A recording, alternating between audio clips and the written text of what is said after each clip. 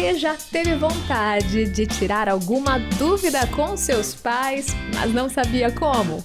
Com base bíblica, viemos trazer a resposta para suas dúvidas, em uma conversa leve e descontraída, de pai para filha. Está começando mais um episódio do De Pai para Filha. Dessa vez eu tô até mais alegre.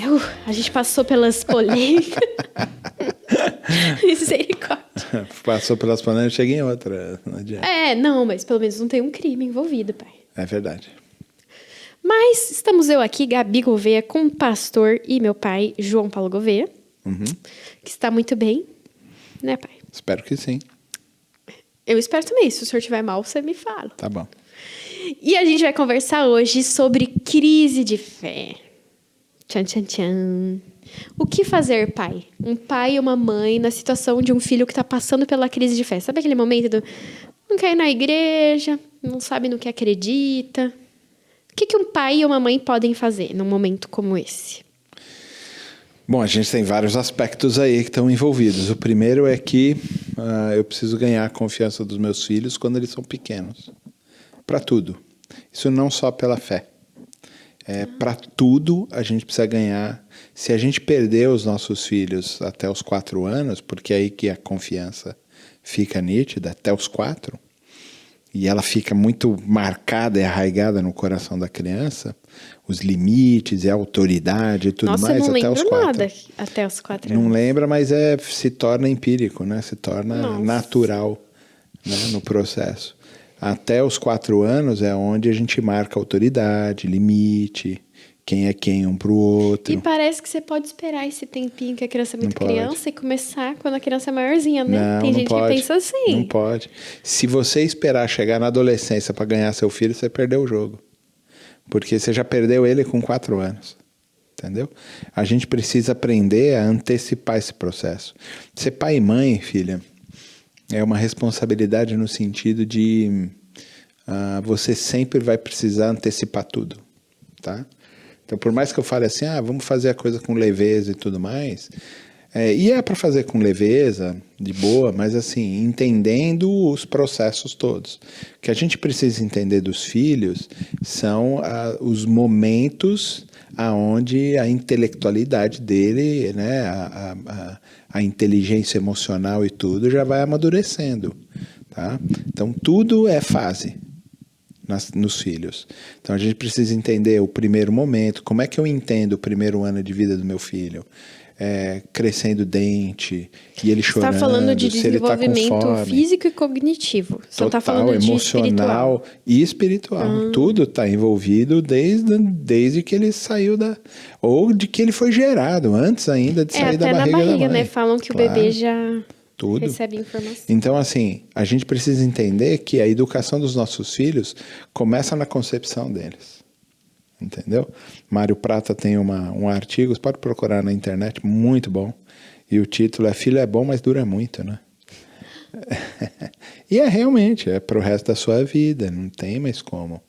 Como é que você desvencilha de um filho? Só se ele morrer. E eu não quero essa experiência.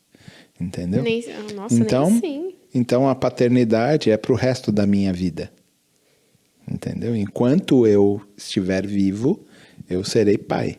E eu preciso entender esse processo todo e entender meus filhos nos momentos que eles estão para que eles sintam-se, amadureçam, né? E sintam-se aptos a seguir a vida sem mim, né? Esse talvez seja o grande fator. Então, tem até os 4 anos você faz esse tipo de coisa, até os 7 e tal, depois até os 11, e aí vem a adolescência. As crises elas vão aparecer, mas se você já trabalhou a sua autoridade, né, o respeito antes, a confiança dos seus filhos antes, quando chega nesse período, você sabe como se identificar com ele. O problema é que a grande maioria das vezes, quando os filhos chegam na crise de fé, na adolescência e na juventude, os pais não têm nenhuma ligação com os filhos. Eles estão ausentes. E aí não conseguem colocar o que eles querem, entendeu? Aí você fala, não é bom, e o filho tá tipo... Tá Quem tipo, é como não é você bom? pra falar isso? Então, esse talvez seja o grande negócio, não tem conexão. Porque a gente já não se conectou. Lembra do último versículo do Antigo Testamento? Se os pais não converterem o coração aos seus filhos e os filhos aos pais, eu virei e tocarei a terra com maldição. Esse é o grande negócio. A gente já está na maldição, porque os corações não estão convertidos uns aos outros. Porque a gente não fez isso desde o começo, desde a concepção. Entendeu? Então, me manter conectado com vocês, emocionalmente, espiritualmente, me manter junto de vocês, essa sempre foi a nossa tarefa em casa. Entendeu? Minha e da sua mãe. A gente se manter conectado. A gente se manter amando um ao outro. Hoje, ver vocês fazendo o negócio das amigas, das minhas... Noite das Sisters. Então, essas coisas todas. Toda última sexta-feira do mês é das Sisters. Sem maridos, namorados, pais e amigas. E ver esse tipo de coisa, parece assim, eu olho e falo, uau, deu certo. Mas eu nunca pensei em fazer isso. Mas a questão de viver conectado, de não permitir que a gente, em algum momento, se desconectasse. É por isso que a gente faz. Por isso, conectados o tempo todo. Que a gente percebeu que a gente estava crescendo e tendo tarefas, e aí a gente estava se encontrando menos e morando em casas separadas. A gente pensou, a gente tem que marcar, senão... Boa. Então, as conexões sempre foram feitas. A gente sempre assistiu filme junto, a gente sempre comeu junto, a gente sempre saiu junto, a gente sempre esteve juntos. Entendeu? E mesmo que façam-se escolhas depois de adulto que nos separem, a gente ainda busca meios de conexão. Não posso esperar, entendeu? Chegar à crise da adolescência dos meus filhos para tudo, sexualidade, religiosidade, espiritualidade, tudo isso vai chegar essa crise. Mas eu não posso esperar ela chegar, eu preciso antecipar as tempestades. Mas isso que você está falando para fazer, é isso? Do tipo, entender o que o filho está passando, o que é, sentar junto, ter momento junto, ser honesto. São essas coisas que criam essa base. O de sempre, né? A base. Sim. Eu não posso esperar para me conectar e entender como o meu filho está pensando só na crise dele, só quando ele chegar na crise. Entendi. Não, isso é antes. Então, quando vocês chegaram nas crises de fé, de espiritualidade, sexualidade, de desejos, de tudo, quando vocês chegaram, a gente chegou todo mundo junto nesse lugar. Vocês já estavam prevendo que isso poderia acontecer, então a gente foi caminhando juntos. Mas essa base que você diz, assim, vamos falar da espiritual, que a gente está falando de uma crise de fé. Nesse caso, para que o filho não chegue um momento e questione, como que foi feita a base da fé? Tipo, levando à igreja? Então, é que é tão muito mais complexo do que ir à igreja. Uhum. Ir à igreja é um dos elementos. Um dos elementos. O que a gente diz lá na igreja, a gente usa um currículo para as crianças, chama Pense Laranja, tá? Que é a conexão a junção entre casa e igreja. Tá? Aqui um tem a cor azul, né? Não, amarelo e vermelho. E o que é o azul? Fica laranja, não tem azul. É amarelo. Não, eu sei que fica laranja, mas tem um negócio também que explica dos fundamentos. Não, amarelo e azul, né? Porque amarelo e vermelho. Amarelo e vermelho. Porque fica laranja exatamente nesse lugar aí.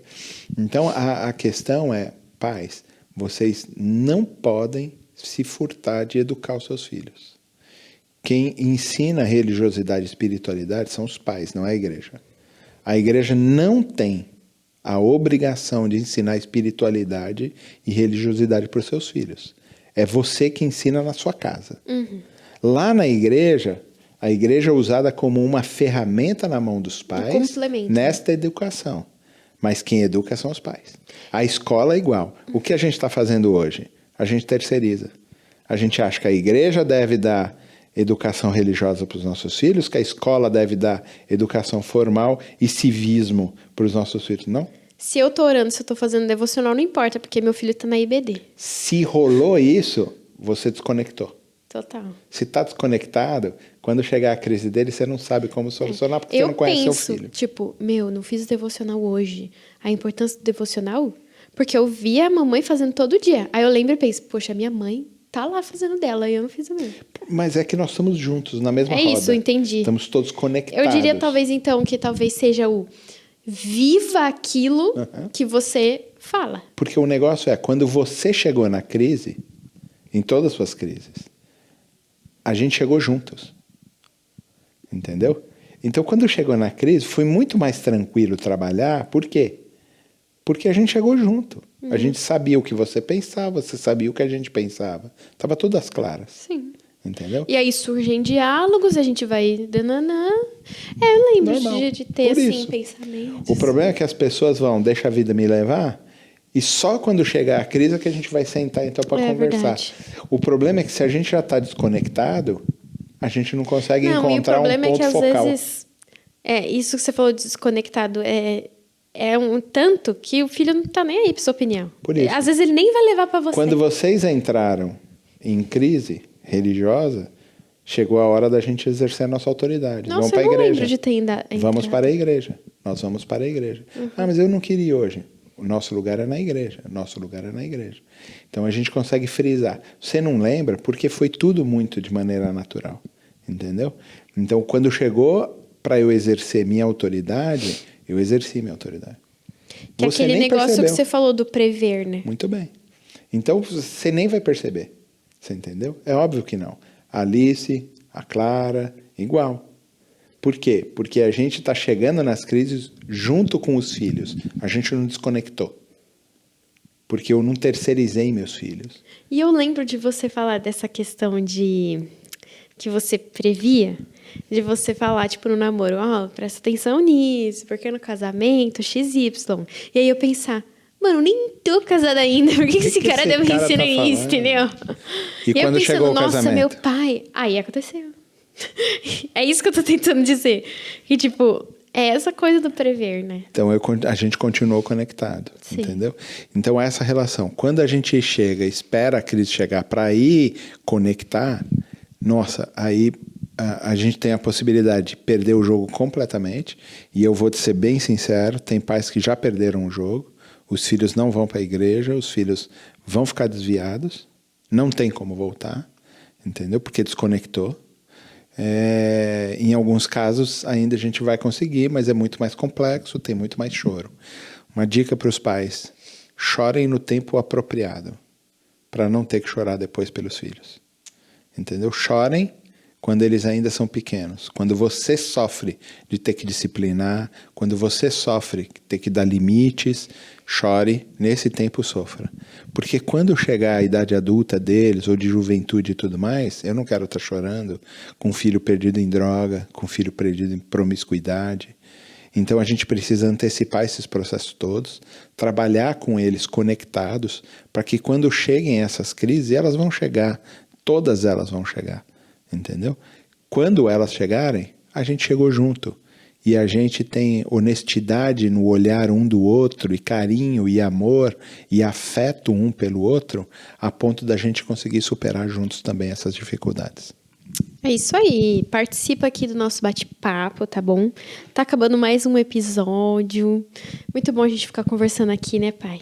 Até trouxe minha garrafa, porque a gente fica conversando muito e a gente grava vários episódios da mesma vez. Aí não dá. É verdade. Mas a gente queria lembrar de que esse espaço é seu também e você pode participar, tá bom? Então deixa seu comentário aqui no vídeo do YouTube ou manda uma mensagem no nosso WhatsApp. Pra gente saber que a mensagem é pro de pai pra filha, lá no nosso WhatsApp, você digita o nome do programa, tá bom? Que aí o pessoal vai encaminhar a sua mensagem pra gente.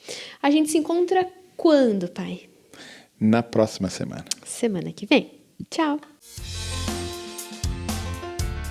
De pai para filha. Realização Transmundial.